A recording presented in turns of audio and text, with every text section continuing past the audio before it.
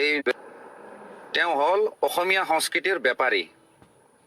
তেওঁ অসমীয়া সংস্কৃতিৰ নামত অসমীয়াৰ আৱেগক লৈ তেওঁ বিজনেছ কৰে। তেখেতে এটা মন্তব্য দিছিলে, কৈছে যে জুবিন গাৰ্গে হেনো মানে ছিংগাপুৰত নিজে যাব ইচ্ছা কৰিছে। মই এটা কথা ভালদৰে জানো, জুবিন গাৰ্গ ইমান পাগল মানুহ নহয়। এই ছিংগাপুৰ নহয়, ঘেণ্টা, লণ্ডন, আমেৰিকালৈ কোনো খাতিৰ বাতিৰ নকৰে। এইবিলাক একো তেওঁৰ ইচ্ছা নাই। সেই মানুহজনক জোৰ জবস্তি নিয়া হৈছে। আজি শ্যামকৰণে মন্ত্ৰীয়ে এটা কথা ক'ব পাৰিব নেকি যে জুবিন গাৰ্গ নোহোৱাকে সেই নৰ্থ ইষ্ট ফেষ্টিভেল ক'ৰবাত পাতিব পাৰিব বুলি? নোৱাৰে। জুবিন গাৰ্গক লৈ তেওঁ সদায় বেপাৰ কৰে। কেতিয়াবা নৰ্থ ইষ্ট ফেষ্টিভেল, কেতিয়াবা ৰঙালী। আপোনালোকে সকলোৱে দেখিছে এই ৰঙালীত যোৱাবাৰ যিটো হ'ল খানাপাৰা ফিল্ডত, মদ খাই বাহুল্যামি, ফটুৱামি,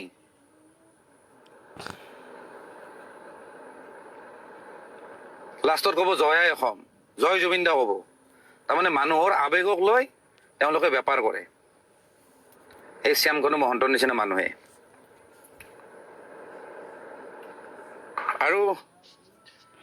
আৰু মই আগতো দুটামান ভিডিঅ'ত কৈছোঁ যে জুবিন গাৰ্গৰ যিটো মেনেজমেণ্ট সেইটো হ'ল হিন্দীভাষী মানুহৰ। সেইকাৰণে মই এদিন জুবিন দাক সমালোচনা কৰি মই কৈছিলোঁ, জুবিন দাক সিদিনা সমালোচনা কৰিছিলোঁ যে আপুনি এই হিন্দীভাষী মানুহক মেনেজমেণ্টত নাৰাখিব। কাৰণ হিন্দীভাষী মানুহে আমাৰ অসমীয়াৰ আৱেগ বুজি নাপায়। তাহাঁত হ'ল বেপাৰী। তাহাঁতে ইয়াতে বেপাৰ কৰিছে, পইচা যেতিয়া হ'ব ঘৰত পঠাই দিব। তাহাঁতৰ অসমীয়াৰ আৱেগ লৈ কোনো মতলব নাই। সিহঁতে ইয়াতে টেম্পৰাৰী থাকে, ক'ৰবাত ফ্লেট কিনিছে বা ক'ৰবাত ভাড়াত আছে, মন গ'লে তাহাঁতে গুচি যাব। আপোনালোকে জানে বৰ্তমানৰ যিজন সিদ্ধাৰ্থ শৰ্মা, সি এজন মাৰোৱাৰী হয়। বিৰাট অসভ্য, বিৰাট হাৰামজাদা। কোনো এজন মানুহক ভাল সন্মান নকৰে সি। মোৰ কথা কোৱা নাই, মোৰ কথা পিছত কয় বাৰু, সেইটো মই নকওঁ। কিন্তু অসমৰ ইমূৰৰ পৰা সিমূৰৰ পৰা যিমান ল'ৰা ছোৱালী জুবিন দাক লগ কৰিব আহে, তাহাঁতে বেয়া ব্যৱহাৰ কৰে। সিহঁতে জুবিন দাক সিহঁতৰ বাপেকৰ সম্পত্তি বুলি ভাবে। সেইজন এজন মহা অসভ্য। সি এইখিনি কথা জানিব লাগে যে জুবিন দাই আজি কিমান পেক খাইছে, কেতিয়া শুব লাগে, কাৰণ পিছদিনাখন শ্ব' আছে, কিবা আছে, হেল্থটো যে কিমানখিনি বেয়া, কি ধৰণে তেওঁক মেইনটেইন কৰিব লাগে, সেইটো মেনেজাৰৰ দায়িত্ব হ'ব লাগে। কিন্তু সি ঢকৰাৰ খালি পইচা লাগে, তাৰ বেলেগ কথা কোনো মতলব নাই। তাৰ বছ আছিলে, আপোনালোকে চাগে জানে, তাৰ বছ আছিলে, তাৰ মালিক আছিলে টাৰ্চেম মিট্টাল। সেই টাৰ্চেম মিট্টালে জুবিন গাৰ্গক মেনেজ কৰিছিলে প্ৰথম। সেইজন প্ৰথম মাৰোৱাৰী। কিন্তু যেতিয়া সেই টাৰ্চেম মিট্টালে যেতিয়া সুবিধা পালে, তেতিয়া বম্বে গুচি গ'ল। তেতিয়া জুবিন গাৰ্গৰ হেৰি বুলি মতলব নাই। তাৰপিছত কুকুৰ এটাক চাব দি গৈছে, এই সিদ্ধাৰ্থ শৰ্মা নামৰ কুকুৰটোক চাব দি গৈছে যে তই চাই থাক, এতিয়া মইতো মালটো কামালোৱে, মই এতিয়া বম্বে যাম, মই এতিয়া সিফালে লুটিম, এতিয়া তই লুটি থাক। অসমীয়াৰ আৱেগক লৈ সেইকাৰণে মই কৈছো, এই অনা অসমীয়াবিলাকে জুবিনদাৰ আৱেগ লয় আৰু অসমীয়াৰ আৱেগ লৈ বেপাৰ কৰে। লগতে এটা মই কথা কওঁ, আজি মেইন পইণ্টটো মই ক'ব আহিছোঁ, আপোনালোকে লাগিলে ইয়াৰ পৰা স্ক্ৰীন ৰেকৰ্ডিং কৰিব, আৰু নহ'লে যদি বেয়া নাপায় আপোনালোকে এই লাইভটো শ্বেয়াৰ কৰিব প্লিজ। একদম মই সঁচা কথা ক'ব যাব লৈছোঁ, জুবিন গাৰ্গক মোটামুটি 2011-12 পৰা ধ্বংস কৰা মানুহজন হ'ল শেখৰজ্যোতি গোস্বামী। সেই কুকুৰটোৰ নাম কিন্তু ছ'চিয়েল মিডিয়াত অহা নাই, কোনো নিউজ চেনেলতো অহা নাই, এনেই জাষ্ট আহিছে। কিন্তু তেওঁৰ এগেইনষ্টত কিন্তু কোনো কেছ নাই, কোনো এফআইআৰ নাই কোনো থানাত। মেইন কালপ্ৰিট সেইজন, মই কৈছোঁ। আৰু আপোনালোকে যদি জানে যে মই মিছা কথা নকওঁ, মই কৈছোঁ জুবিন গাৰ্গক ধ্বংস কৰা, জুবিন গাৰ্গৰ গোটেই লাইফ জাৰ্ণিটো ধ্বংস কৰা মানুহজন হ'ল শেখৰজ্যোতি গোস্বামী। মই য'তে ক'ব লাগে তাতে ক'ম। এই শেখৰজ্যোতি গোস্বামীয়ে জুবিনক লাহে লাহে ধ্বংস কৰি দিছে। জুবিনৰ গোটেই কেৰিয়াৰ, সেই কেৰিয়াৰৰ পৰা এই কেৰিয়াৰ আনিছে। আপোনালোকক মই কৈ আছোঁ, আপোনালোকে জানে যে জুবিন দা চৰি দে মই মাজে মাজে জুবিন গাৰ্গ কৈ আছো মাজে মাজে জুবিন দা কৈ আছো মই কথা ক'ব নাজানো কিন্তু তেওঁৰ প্ৰতি ৰেচপেক্ট মোৰ সদায় আছে মই কথাটো ক'ব লাগিছো জুবিন দা মানে এন কে প্ৰডাকশ্যন আছিল দেৱ বৰকটকীৰ আৰু এন কে প্ৰডাকশ্যন মানে হ'ল জুবিন দা কিন্তু আপোনালোকে জানে যে এন কে প্ৰডাকশ্যনৰ লগত জুবিন দাৰ সম্পৰ্ক নাই সম্পৰ্ক কোনে বেয়া কৰিলে আপোনালোকে জানেনে যদি নাজানে মই কৈ আছো সেইজন হ'ল শেখৰজ্যোতি গোস্বামী যিদিনাৰ পৰা এন কে প্ৰডাকশ্যনৰ লগত ৰিলেশ্যন বেয়া হৈছে সেইদিনাৰ পৰা কিন্তু জুবিন দাৰ বেয়া দিন ষ্টাৰ্ট হৈ গৈছে এন কে প্ৰডাকশ্যনৰ ষ্টুডিঅ'ত এখন ৱালত জুবিন দাই কিবা এটা ছবি আঁকিছিলে সেই ছবি আঁকাক লৈ এই শেখৰজ্যোতি গোস্বামীয়ে লগাই দিছে দেৱ বৰকটকীক তাৰপিছত দেৱ বৰকটকীয়ে কিবা ক'লে খঙত কিবা কৈ দিলে সেই কথাটো আকৌ শেখৰজ্যোতি গোস্বামী আকৌ জুবিন দাক লগাই দিছে যে দেৱ বৰকটকীয়ে এনেকুৱা কৈছে বুলি সেই দুইজনৰ মাজত ৰিলেশ্যন বেয়া কৰা মানুহটো হ'ল শেখৰজ্যোতি গোস্বামী তাৰপিছত জুবিন দাৰ লগত কথা পাতি কৈছে যে বেলেগৰ ষ্টুডিঅ'ত কিয় গাব লাগে আপোনাৰ নিজৰ ষ্টুডিঅ' খোলক গুৱাহাটীত তাৰপিছত জুবিন দাই সেই জচতে বম্বেৰ ষ্টুডিঅ' ভাঙি আনি পেলাই গুৱাহাটীৰ ষ্টুডিঅ' খুলিছে কিন্তু এইবিলাক কথা বেছিভাগ মিউজিক ইণ্ডাষ্ট্ৰীৰ মানুহে জানে কিন্তু নকয় কাৰণ চব মানুহ স্বাৰ্থপৰ কালি হয়তো কেতিয়াবা শেখৰৰ লগত কাম কৰিব আৰু যদি শেখৰৰ এগেইনষ্টত যদি কথা পাতে শেখৰে উল্টাকে মেনিপুলেট কৰি পেলাই জুবিন দাক বেলেগকে কথা শুনাব জুবিন দাই বেলেগ বুজিব য'ত মোৰ ক্ষেত্ৰত তেনেকুৱা বহুতবাৰ হৈছে মই কিবা এটা ভালৰ কাৰণে কথা কওঁ সেইটো বস্তু বেলেগ উল্টাকে জুবিন দাক কাণ ভৰাই দিয়ে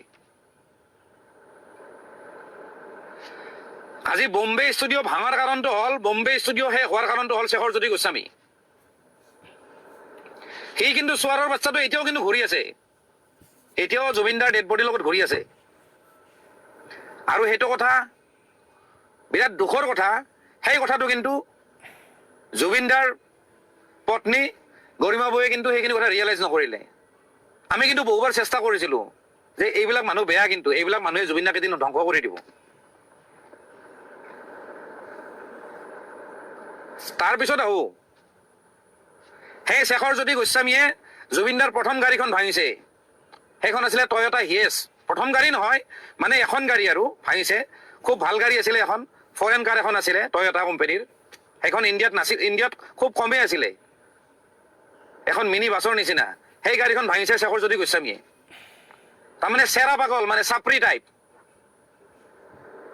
কিন্তু আকৌ পিছ মুহূৰ্ততে জুবিন দাক তেল মাৰি মাৰি আকৌ জুবিন দাৰে মৰমৰ হৈ যায় সেই গাড়ীখন ভাঙিছে শেখৰজ্যোতি গোস্বামীয়ে সেই গাড়ীখন বনাই আনিছিলোঁ মই নিজে আছিলোঁ নগাঁৱত বনাই আনিছিলোঁ PVCৰ পৰা সেইখনো সিয়ে ভাঙিছে এনেকুৱা কুফা এনেকুৱা জানুৱাৰৰ বাচ্চা হয় সি তাৰপিছত জুবিন দাই গাড়ী এখন কিনিছিলে চবে জানে পাজেৰ গাড়ীখন মই নিজে চলাই লৈ আহিছিলোঁ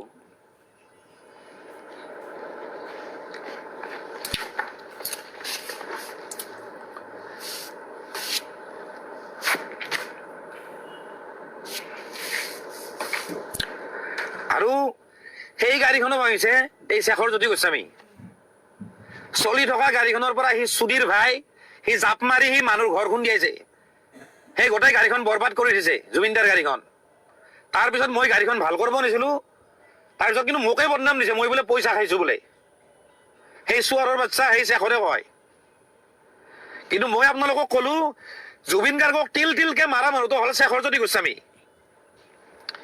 মই যেতিয়া লগত যেতিয়া আছিলোঁ মই নিস্বাৰ্থভাৱে আছিলোঁ না মই কিবা মেনেজাৰ আছিলোঁ না মই কিবা আছিলোঁ মোৰ ওচৰত দোকান জুবিন দাৰ ওচৰত ঘৰ কিন্তু কেইপেক মদ খাই কিমান ভাত খাই চব চাই থাকো আমি বুদ্ধি কৰি মদৰ গিলাচবিলাক চাইড কৰি দিম তাৰা জুবিন দাক কেনেকে জীয়াই ৰাখিব লাগে আমি চেষ্টা কৰিছিলোঁ এই চোৱাৰৰ বাচ্চা আহি মাৰিছে কিন্তু তাতে উঠাই মাৰিছে জুবিন দাক এই শেখৰজ্যোতি গোস্বামী আপোনালোকক কওঁ জুবিন দাৰ বেণ্ডটো কিমান ডাঙৰ বেণ্ড আছিলে জুবিন দাৰ মিউজিচিয়ানখিনি কিমান ভাল মিউজিচিয়ান আছিলে চব সেই বেণ্ডক ঠান বান কৰি ভাঙি পেলাইছে এই শেখৰজ্যোতি গোস্বামী আপোনালোকে যদি কাৰোবাক যদি চিনি পাই নহয় আপোনালোকে সুধি ল'ব যিমানবিলাক মিউজিচিয়ান আছে তাহাঁতো সুধি ল'ব জুবিন দাৰ বেণ্ডটো গোটাই ভাঙি পেলাই চেছ কৰি দিছে সেই ৰাবুদা তাতে জুবিন দাই প্ৰথম ৰিহাৰ্চেল কৰিছে সেই ৰাবুদাক জুবিন দাই লৈ আহিছিলে কিন্তু ৰাবুদাক উলিয়াই দিছে সেই ড্ৰামাৰ এই শেখৰ যদি গোস্বামীয়ে পলিটিক্স কৰি কিনে তাৰপিছত সোমাইছে সেই পাৰ্থ বেতলাক, সি এটা মাৰ্ডাৰ চুৰি চোৱাৰৰ বাচ্চা এটা। এই শেখৰে চব বেন ভাঙি দিছে। আজি শান্তনু বৰুৱা গীটাৰিষ্ট কোনে উলিয়াই দিছে? এই শেখৰ জ্যোতি গোস্বামীয়ে উলিয়াই দিছে। ভাল ভাল মানুহখিনিক চব আউট কৰি দিছে, বাকী গোটাই হাৰামৰ বাচ্চাগিলাকে আছে তাতে, অকল স্বাৰ্থপৰ তাতে, খালি জুবিনৰ পৰা লুটিব লাগে। জুবিন গাৰ্গৰ ফাংচন আমি পইচা পাব লাগে, আমাক ইমান ইমান পেমেণ্ট কৰিব। ভাল মানুহবিলাকক চব চাইড কৰি দিছে। সেই হাৰামীৰ বাচ্চাটোৱে জুবিনৰ ঘৰৰ পৰা বস্তু চুৰ কৰে, নোকোৱাকে বস্তু লৈ যায়, ষ্টুডিঅ'ৰ বস্তু লৈ পেলাই সি ঘৰত লগাই দিয়ে। সিমানখিনি মই জানো। সি চোৱাৰৰ বাচ্চাটোৱে চালা। আজিৰ ডেটত তাতে মই সকলোৱে কৈ আছে যে শ্যামকানু মহন্ত দায়ী। মোৰ মতে শ্যামকানু মহন্তৰ ইমান দোষ নাই। সি এটা বেপাৰী মানুহ। সি এগ্ৰিমেণ্ট কৰিছে যে মই অৰ্গেনাইজ কৰিছো, মই এখন ফেষ্টিভেল পাতিছো, তোমালোকে আহা। দায়িত্ব কাৰ হ'ব লাগে? লগত থকা মানুহকেইটাৰ। কৰবাত যদি শ্ব' কৰিব গৈছে, যিজন মেনেজাৰ আছে তেওঁৰ দায়িত্ব। কিন্তু জুবিনদাৰ যিটো সেইটো পাগলামি, যিটো বাচ্চাৰ নিচিনা যিখিনি সি কাম কৰে, কৰিব নলগা যিখিনি কাম কৰে, ধৰক সাঁতুৰিব গৈছে, কিবা গৈছে, সেইখিনি সময়ত ঠিক আছে, মেনেজাৰৰ দায়িত্ব। কিন্তু গুৱাহাটীত কি কৰি ফুৰে, জুবিনদাক কেনেকে উচতাই থাকে, জুবিনদাক যে শ্ল'লি যে ধ্বংস কৰিছে, সেইবিলাক হ'ল এই শেখৰহঁতৰ নিচিনা মানুহে। আৰু শেখৰৰ এগেইনষ্টত কোনেও কথা নাপাতে। কিয় জানে? এই মিউজিচিয়ান বিলাক, এই বাকী যিবিলাক ছিংগাৰ আছে, তাহাঁতে ভাবে যে শেখৰৰ লগত ৰিলেশ্যন বেয়া হ'লে মোৰ জুবিনৰ লগত ৰিলেশ্যন বেয়া হ'ব। মই ক'ৰবাত কাম নাপাম, মোক গান বনাই দিব। শেখৰ হ'ল এজন কম্পোজাৰ, কিন্তু সি গোটেই ধ্বংস কৰিছে। যিমান বেয়া কামত আছে সি আগুৱাই দিয়ে, এই শেখৰ জ্যোতি গোস্বামী।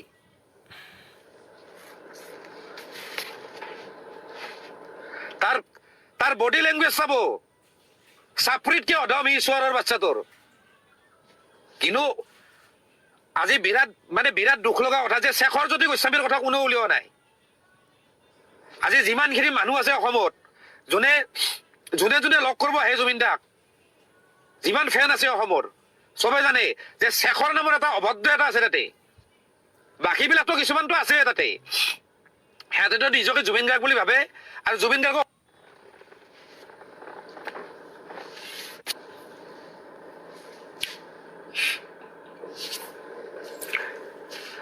আৰু মই আজি যিখিনি কথা কৈছো শেখৰ জ্যোতি গোস্বামীৰ ওপৰত, আপোনালোকৰ যদি বিশ্বাস হোৱা নাই নহয়, আপোনালোকে কাৰোবাক যদি চিনি নহয় মিউজিক ইণ্ডাষ্ট্ৰীৰ কাৰোবাক যদি চিনি পায়, আপোনালোকে সুধি ল'ব মই যদি মিছা কথা কৈছো।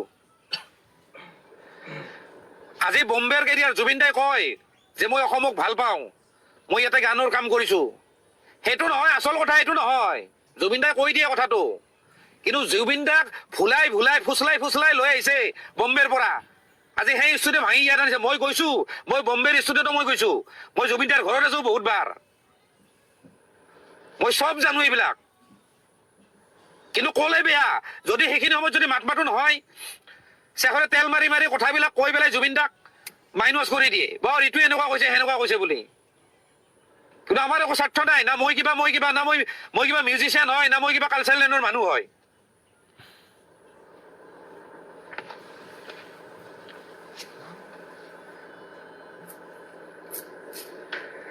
লুটি পুটি খাইছে এই শেখৰহঁতৰ নিচিনা মানুহ, লুটি পুটি খাইছে।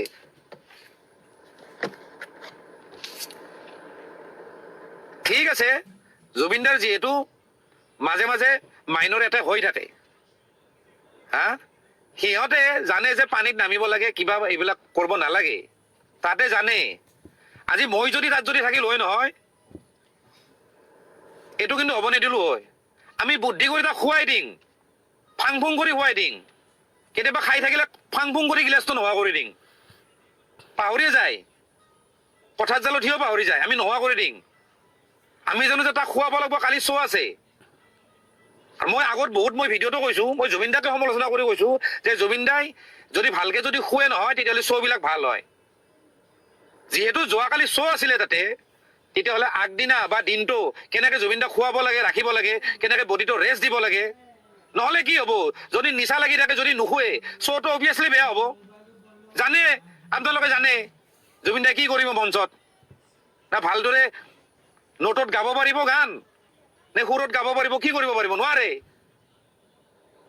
লগত থকা মানুহখিনিৰ দায়িত্ব যে এতিয়া দাদাক খুৱাই দিম, দাদাক ভাতকেইটা খুৱাই দিম।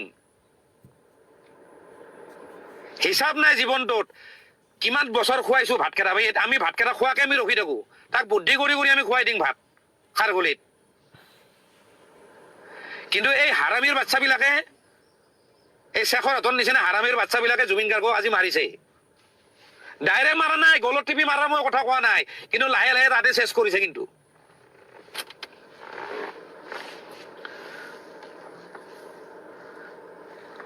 বহুত কথা।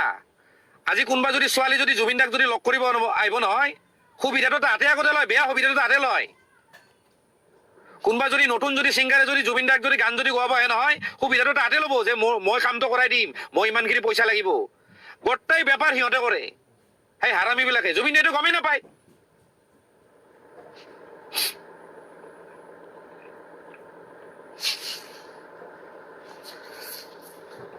আৰু এইখিনিতে এটা মই কথা কওঁ দেই, মই অলপ আগতে মই ভিডিঅ' এটা বনাব খুজিছিলো, মই নোৱাৰো, কাৰণ মোৰ মন চন বেয়া হৈ গ'ল। মই নোৱাৰিলো, মই কথা ক'ব নোৱাৰিলো, মই ভিডিঅ'টো কাটি দিলো। সেইকাৰণে ভাবিলো অকণমান লাইভত আহি অকণমান কমেণ্ট চমেণ্ট পঢ়ি মোৰ অকণমান মাইণ্ডটো অকণমান ৰিফ্ৰেছ হৈ থাকিব, মাইণ্ডটো অকণমান মই ডাইভাৰ্ট হ'ব।